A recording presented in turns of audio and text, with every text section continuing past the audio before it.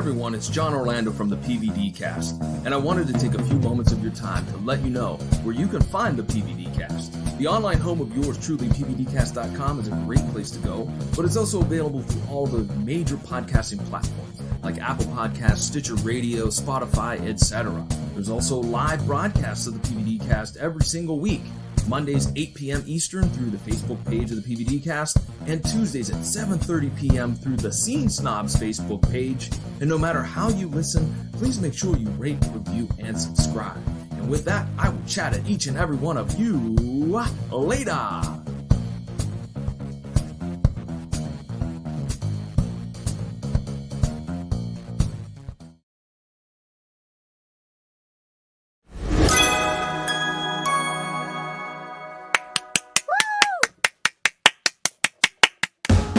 The Jeff Dwoskin Show presents Crossing the Streams with host Jeff Dwoskin, Bob Phillips, Ron Lippett, Howard Rosner, Sal D'Amelio, and Zach Wiseman, and today's special guest.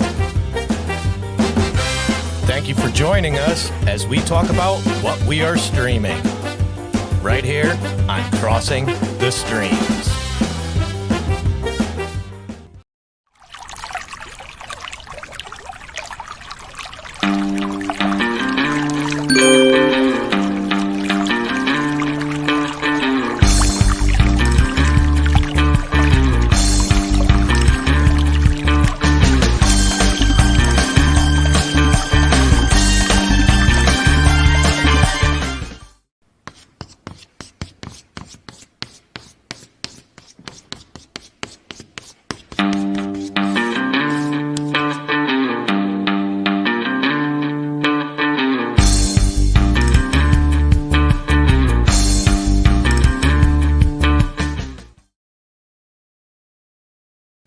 Hello, everybody. Welcome to Podcastalypse Now. We are journeying through space. It is Jason and Max. How you doing, bud? I like the Podcastalypse background, but I don't think we need to be in space. No, I meant to put that up, and honestly, it had totally slipped my mind. All right, there we go. Everything is dead. I prefer that. Yeah, what's up? How's it going? It's going good, man. It's going well. I am excited to be a hip hop fan again. We talked a little bit about that last week, but I just checked out the new J. Cole album, and for years I'd heard Eminem talking about J. Cole, and a few of the other rappers that I like, Logic, mentioned him quite a bit. And I finally was like, all right, I'll listen to J. Cole. He just released a new album, and if his old stuff's anything like his new album, then I need to be listening to more of this guy. And I also gave Run the Jewels an extensive listening to yesterday. Yeah, if you haven't been listening to Run the Jewels, you're missing out. Killer Mike is just one of my favorite people now. The Run the Jewels is sick, but I really enjoy all the extraneous stuff that Killer Mike does. He does a lot of just helping Black people and advocacy for change and for just getting the right stuff done. So yeah, I love Run the Jewels. They're pretty fucking sick. And J. Cole has been around. I have not listened to a lot of J. Cole, but I've also just heard constantly like you need to be listening to J. Cole. So yeah, it's I guess his track record runs pretty deep. So yeah, dude. Apparently, check out J. Cole. the dude is great, and I was listening to Jay-Z's 444, which was his last album he did by himself. And I slept on it when it first came out. But see, unlike Snoop, Jay-Z's lyrics mature with each album he puts out. On this new one, he's talking about how he has changed as a man to be there for his daughter. He can no longer be the player. He talks about, cheating on Beyonce with Rihanna and how that almost cost him so much in his life. And it's good. Like, it's not just, you're not just listening to a billionaire whine. Jay-Z is such a talented artist that, and he talks about his mom, finding out his mom was gay. Like, Jay-Z's matured a lot on this last few albums. And then he also had an album out called The Carters that he did with Beyonce that if anybody hasn't listened to yet, it's freaking great. But yeah, I'm just glad to see my favorite genre of music like back on the rise. Granted, most of these are old guys that are just coming back to help breathe the life into it. But I mean, there are some young guys: J. Cole, Run the Jewels, Logic. I think Logic just retired, but I mean, Logic is freaking on another level lyrically. It's amazing to me, and his story's amazing. Logic, he grew up mixed, half black, half white. His mom, who was white, was racist, so she would call him all these horrible names growing up. Even though she slept with the black dude? She apparently had tons of babies. And so Logic I at home. was just like, how are you going to call him names when you fucked the dude that's fucked up? I mean, like, that does not make any sense to me at all. Yeah, he talks about, his mom being racist against him because he's black, but he goes to school and everybody thinks he's white, and he can't associate with the black people because they think he's too white. He can't associate with the white people because they think he's too dark. And yeah, his story is fascinating, and I've been really digging listening to his albums, the way he flows. But I have a funny, or not really a funny, but a crazy news story here. So police swarm home of mortified mom who left her corpse outside. Wait, what? Here we go. All right. The hazards of not properly disposing of a fake body. A UK woman was mortified after an errantly placed Halloween prop prompted a squad of 10 police officers to surround her home on the suspicion that she'd committed murder. I arrived home from the school run to see 2 police cars driving away from outside my house. The fiasco was sparked by a dummy wrapped in a garbage bag and duct tape that the mother of 2 had used as a spooky decoration at a holiday kids party. My 5-year-old is really into dressing up for every occasion, so we did the inside up with a circus theme, and he dressed as it, said Luis. So the prop in the garden was part of our theme. Oh, there's a picture too. Hold on, I'm going to throw this up on the screen for those that are watching us, not listening. She did a good job in the parks department. Like, seriously, that's yeah, that works. That works. Could you imagine if your house is decorated for Halloween or a party or whatever, and then you get a swarm of cops because your neighbors think that you just have a body chilling by your fence? No, I'm too black for that prop. There's no way I get away with that in America and live. Nope. Yeah, I mean, I get. Nope. See, she's a white lady. She can do that stuff. I'm not even playing like that. She had kept it in her garden since November. Like, maybe. And then the neighbors didn't notice until now? Like, what? I do it again, only I put some fish in there and just have it laying out. And then when the neighbors call again, like, no, seriously, it smells now. It's a dead body for sure. It's definitely a dead body. No. It smells like rotting flesh. Got you again.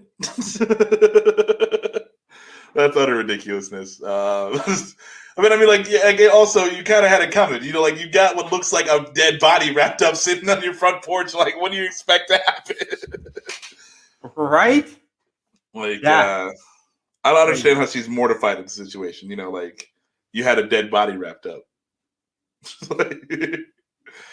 Oh, are there any more fun stories? That's what I got so far. Oh, okay. This is probably going to be a short episode of Podcastalypse. But I just have a little bit of suburban woes. I've got some. All right. So I go to my girlfriend's kid's soccer game, right? And there's a kid on the other team.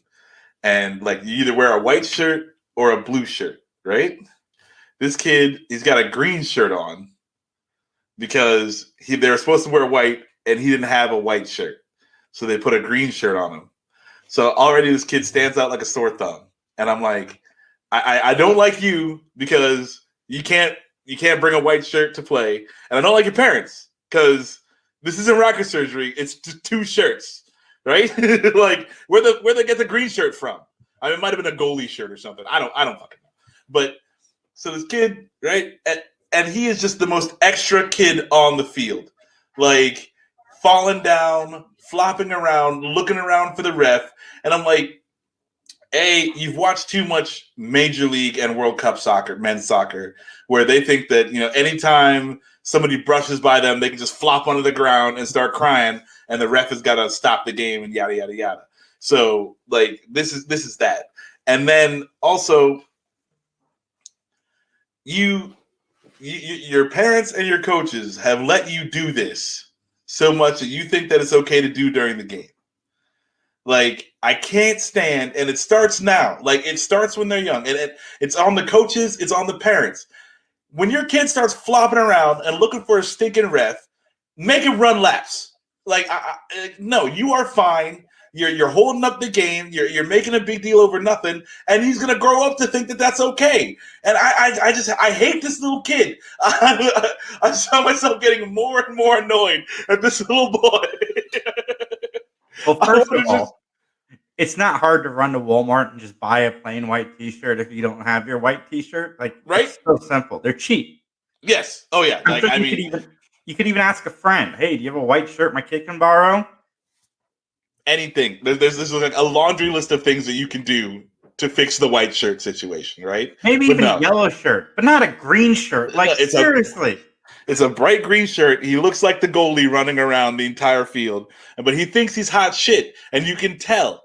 And then, like, anytime he brushes up next to somebody, he does this, like, flail flop thing and is looking around for the ref like,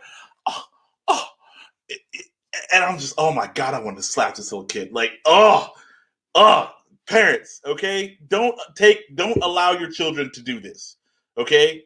Do not allow it.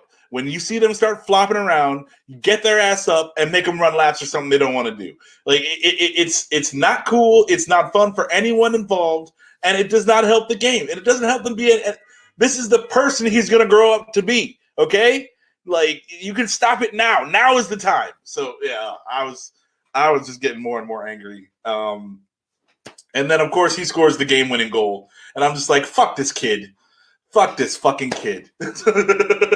And he scores the game-winning goal, and like, they're not supposed to be doing a lot of celebration and everything, but you see him like, like, finger gunning around, and oh my goodness. I just wanted to slap this kid. That's it. Like, I just wanted to do one good slap for this kid because he's just a piece of shit, and his parents are letting it happen. Like, they're not helping him. He's going to grow up to be an asshole person. Like, he's just going to grow up to be a shit person that we have to deal with later. Parents, don't take this shit from your kids. So, speaking of children, Max, the Sperminator, who's close to fathering 100 children, says, don't focus on me. New York college professor Ari Nagel has fathered more than 80 children and has more on the way. The 44-year-old educator has made headlines in the past for his frequent sperm donations, which has earned him the nickname the Sperminator from national tabloids. He will be providing a life update in a new interview with Dr. Oz. I have 77 children, that's true.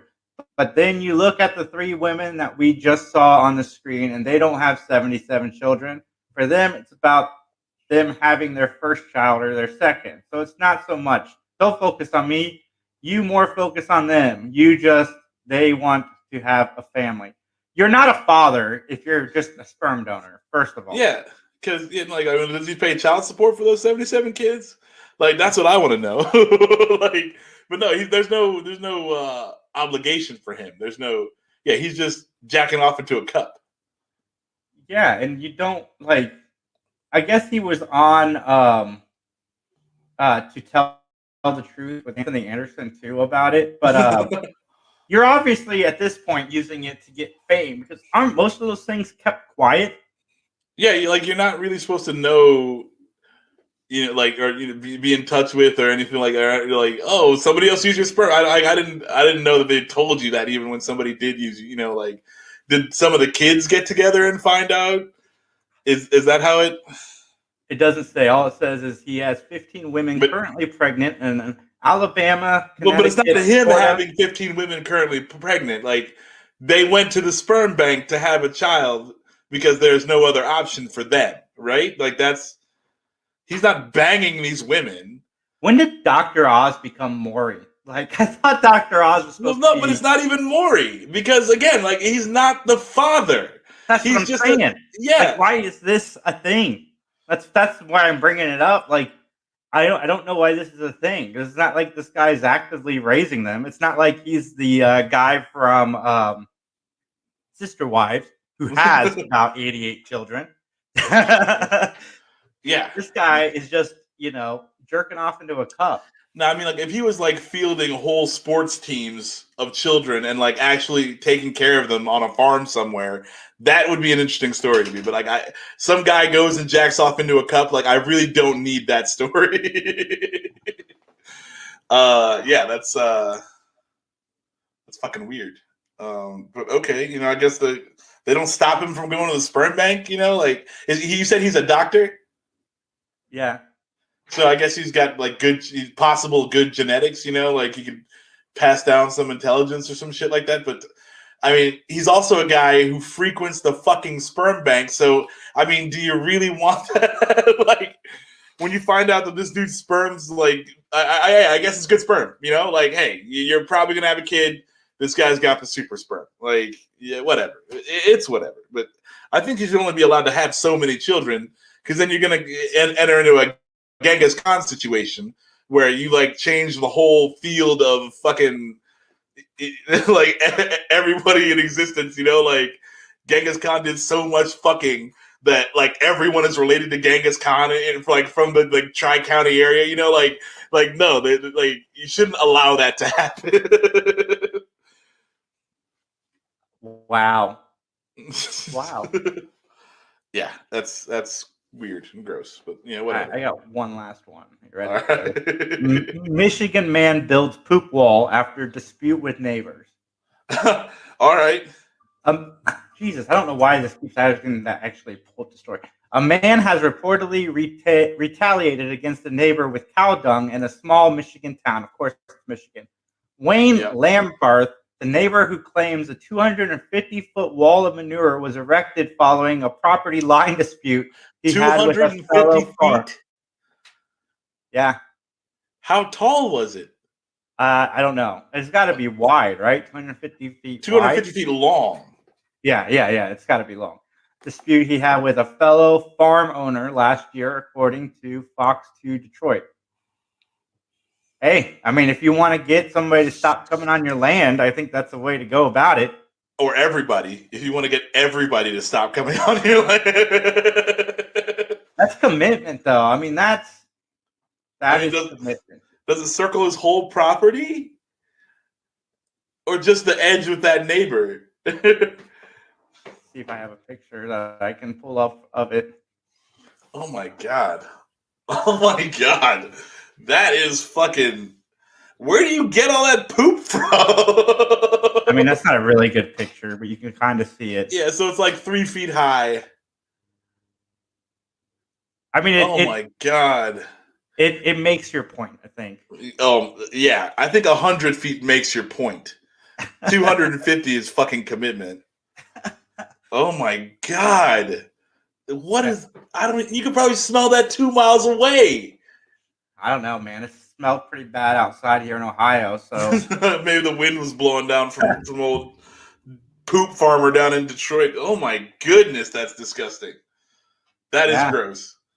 That's definitely a thing. That is definitely a thing. Fucking. But I want to talk about something else because this isn't really geeky, and we have not discussed it on any podcast yet. But you and I are both fans of the reality show The Circle. Okay. Like, did you expect to be a fan of this? I didn't, because I remember when I'm not really a fan of quote unquote reality television, but I'm enjoying the show. I don't see why you just put me on blast about liking The Circle all the fucking time. I mean, listen. When I sat down to watch The Circle, initially, I was like, you know what? People at work are talking about this. I'm gonna watch an episode and then I'm gonna be done. And it was after the fact. They were all up. And then the next day I had watched it all. And I was 100% in, so much so that I watched the Brazil and the France one as well. And I watched a few episodes of the France one with you. Like I was already kind of into the show. Like I don't see why this is such a big deal. Like, is all I'm saying. I don't understand. It's surprising that either of us like it, because if you read it on paper, it doesn't sound fascinating. But the way they edit and the people that they choose to be on the show, they do a really good job of packaging this reality show to people. Like, it's very addicting. Yeah, Very addicting. And they do a good job where, you know, like they try to end it on the cliffhanger. So you actually stop watching the show in the middle of an episode versus the end of the episode. So it's well packaged. It does a good job. What I like is to see if they find out who the catfish is. So like, I mean, that's what I'm interested in. That's what I want to see go down. But you know, it's all right. It's an all right show. I can't recommend it because I feel like it is still bad reality television, but I am enjoying it. Fascinating reality TV, and it's the way I will put it. It's fascinating. Well, you're trying to get on the show. So yeah, I want to be on the show. 100% want to be on the show. I don't know if I'm going to catfish or what I'm going to do, but I don't think you should try to catfish. I feel like that would hurt you as a player. I feel like you should just be genuine and try to. You're a good guy. People like you already, so I don't see why you should try to mess around with that and play something you're not. Yeah, just but wigs and then take some nice photos. Yeah, totally. Rock the wig for sure. Yeah, I'm not almost 40. What do you? Shut up! I got hair. See, look at my flowing locks. But yeah, so you know, I say go there and play the game straight up, and I feel like you'll do well. If you get on, I hope you get on. Yeah, because then I can be like, oh my god, Jason's on the server. Then I'll really be watching. Now, I'll make you watch because I won't tell you if I won or not. Bullshit. I mean, you'll know because I'll have a new car. But I mean, I'll know by the time you come home. It's like, okay, if it's 2, you're like, I'm going to do the circle, and you come back a day later. I'm like, well, I guess that lasted a fucking long time. Now you got to stay for the whole month because you have to be on the final episode. Oh, okay. Yeah, they keep you. And even if I got lock you in the basement. Even if I got out first, that's still a month in frickin' England. Yeah, it's a vacation. It's not a bad time. Do you have anything else to talk about? No, not really. Yeah, I just had this recent Suburban woe pop up. But I want to get back in the habit of doing more Podcastalypse. So you know, we're trying for weekly. Right now, we're rolling bi-weekly, so we'll see. I think bi-weekly is okay. I can definitely deal with that at a minimum. But I want to thank everybody for tuning in. Check out the 3 Geeks Live every Sunday at noon. The 16th episode, we're going to have some sort of a best of, maybe some interviews. I haven't put it together yet. That one will not be live because we had a whole show planned, but we lost our 2 guests, and then some other guys got busy, so it just didn't make sense to do it. Yeah, they were getting busy with the 2 people. But I need the week off, so you know, whatever. I got some fascinating interviews coming down the pipe. Some more solo interviews with me and some celebrities. That's been a lot of fun, man. I'm not as uncomfortable doing solo interviews. Well, I mean, you're not bad at it, so I don't see why you should be uncomfortable. It used to, man. I used to be like, yeah, no, I can't interview anyone that I've like appreciated in any sort of thing, or else I just start geeking out. Like I go full fanboy, and I can't help it. So that's why I don't do a lot of the interviews. But if it's people that I've never heard of before, I can do a pretty good interview. Mr. McCartney, so what was it like being with the Beatles? That was pretty cool, right? Yeah, do you remember when you wrote that song? Yeah, that was awesome. Yeah. So no, I'm not good. I'm a fanboy, but no, you do a good job. So like I don't see why you should not be nervous or feel uncomfortable. But a lot of stuff coming down. Check out the Larry Hankin project. It's at Patreon.com/Larry Hankin. Support John and I by checking out that project. We worked really, really hard on it with Justin. Justin did an amazing job with editing. And so everybody out there, follow us on everything at 3 Geeks Podcast, 3geeks.ninja, and have a great day. Recycle your droids.